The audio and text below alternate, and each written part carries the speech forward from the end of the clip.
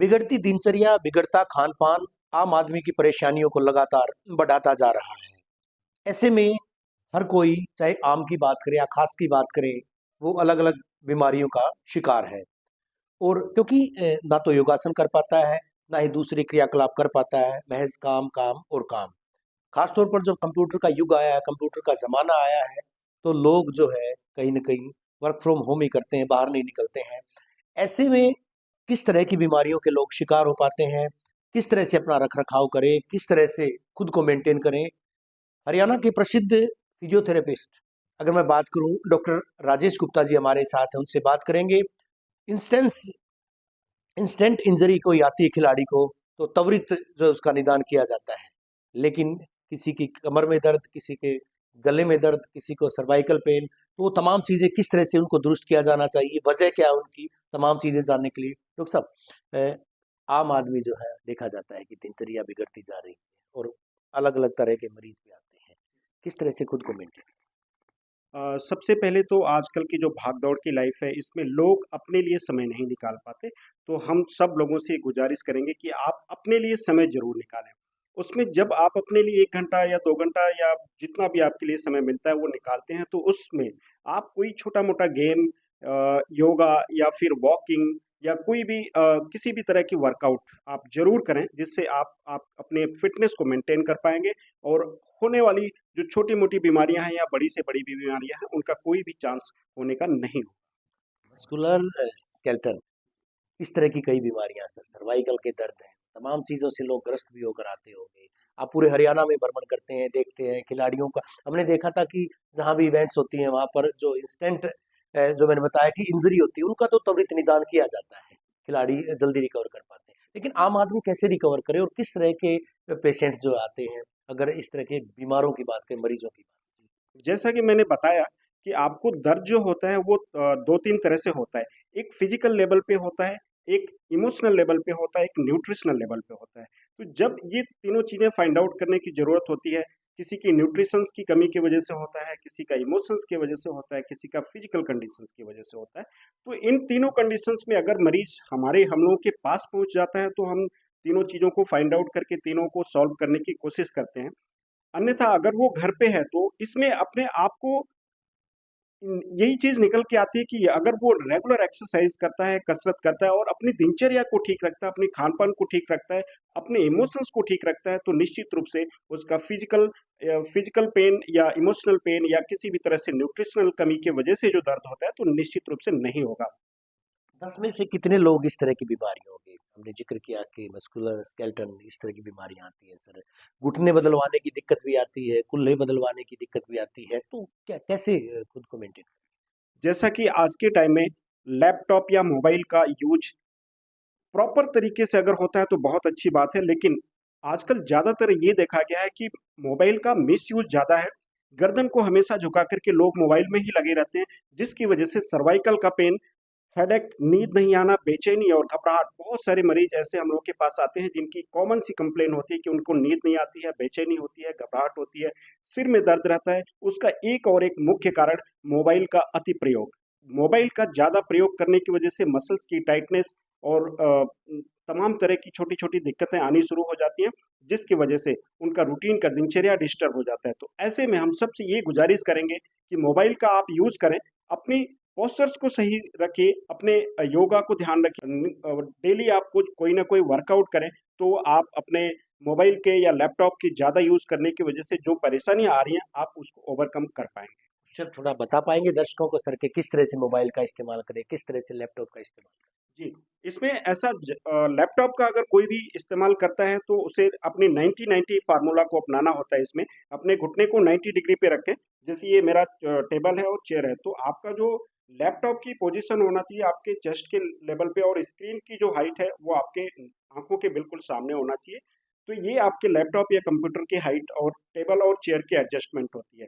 और वो मोबाइल का यूज़ अगर कोई करता है तो डेफ़िनेटली आजकल के टाइम में लोग लेटे-लेटे बहुत सारे मोबाइल देखते रहते हैं।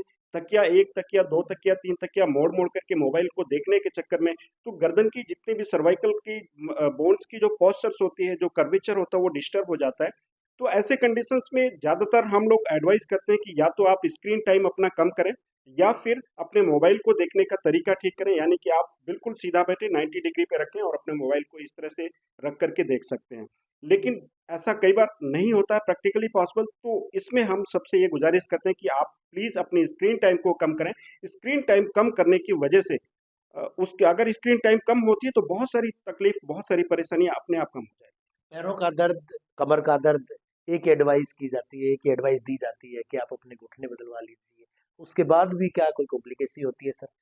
महज़ या घुटने बदलवाने के बाद तमाम चीज़ों का निदान हो जाता है या उसके बाद भी फिजियोथेरेपी की या योगासनों की आवश्यकता होती है? फिजियोथेरेपी की ज़रूरत घुटने बदलवाने से पहले भी है और घुटने बदलवाने के बाद भी है। कंडीशंस ये है कि अब अगर कोई फिजियोथेरेपी रेगुलर करता है, रेगुलर एक्सरसाइज करता है या फिजियोथेरेपी की ज़रूरत के हिसाब से समय-समय पर अपना उसका ट्रीटमेंट लेता है और अपने वज़न को नियंत्रित रखता है, अपने घुटने को ठीक रखने की कोशिश करता है, अपना फुटवियर ठीक रखता है, अपने जो जूते पहनते हैं उसका बड़ा इम्पोर्टेंट रोल होता है। तो अगर फुटवियर ठीक रखता है और अपने वज़न को कंट्रोल में रखता है, तो निश्चित रूप से उसके घुटने में दर्द कम होगा। जो हमारे घुटने पे वेट आता है, डेफ़िनेटली वियर एंड टियर होता है। अगर बॉडी के ऊपर बहुत ज़्यादा वेट होगा, एक गाड़ी के ऊपर बहुत ज़्यादा लोडिंग होगी तो उसकी टियरिंग होना नेचुरल हो जाता है। तो ऐसे कंडीशंस में हमें अपने वज़न को नियंत्रित करना सबसे पहले ज़रूरी है।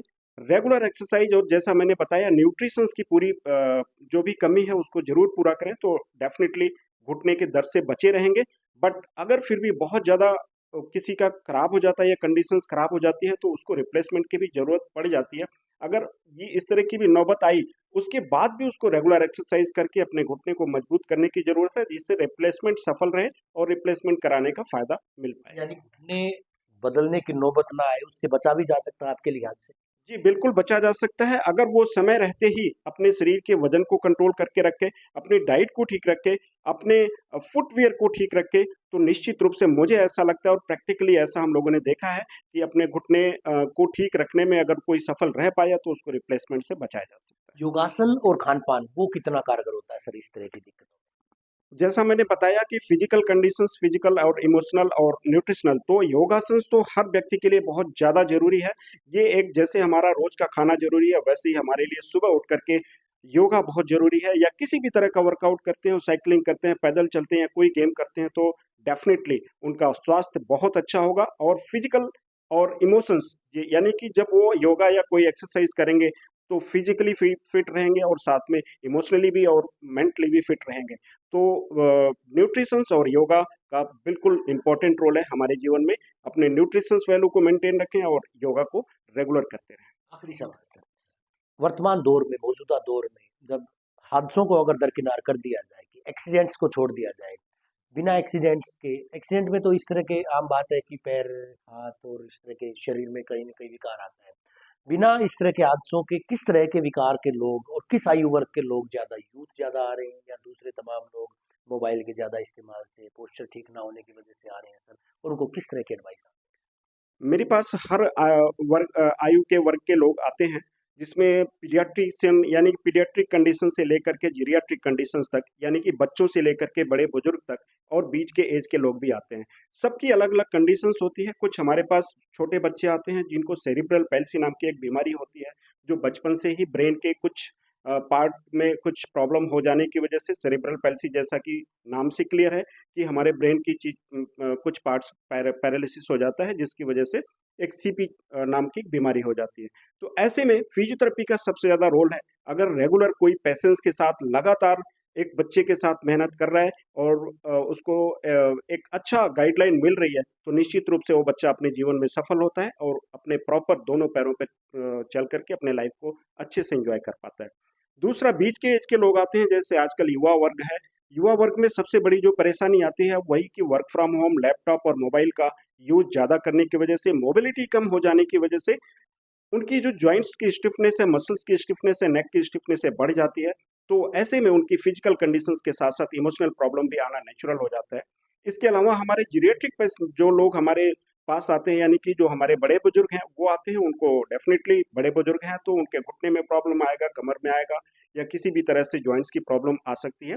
तो उस कंडीशंस में भी हम उन लोगों को कोशिश करते हैं कि वो अपनी लाइफ में नॉर्मल रहें, काफ़ी हद तक अपने जीवन की गुणवत्ता को बना करके रखें फिजियोथेरेपी और कसरत के माध्यम से। शुक्रिया हमसे बात करने के लिए।